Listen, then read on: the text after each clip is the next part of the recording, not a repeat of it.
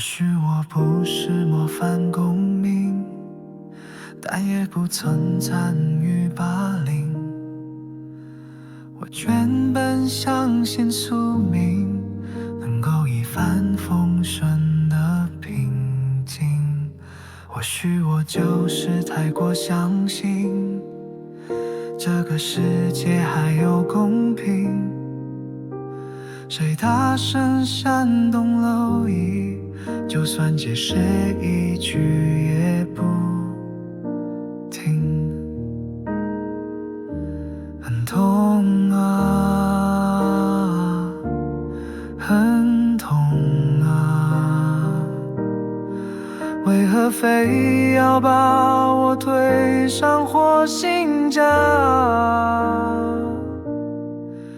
明明对我一无所知，凭什么断定我的样子？做了什么活该被排斥？难道我有这么该死？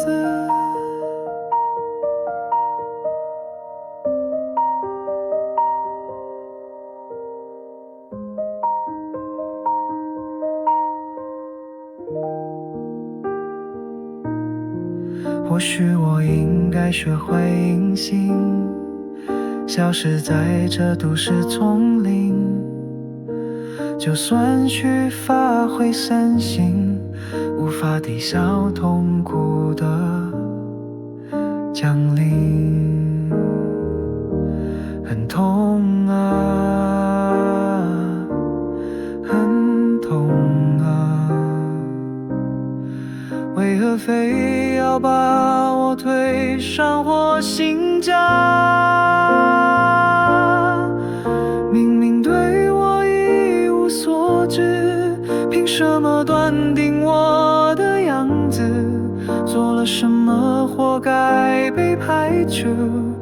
难道我有这么该死？他们说可怜之人必有可恨之处，佩服我认输。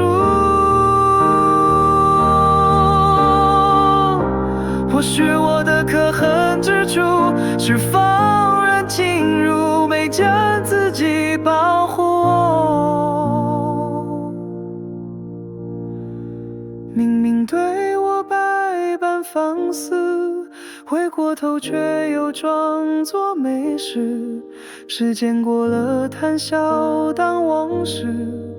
或许我有这么该死。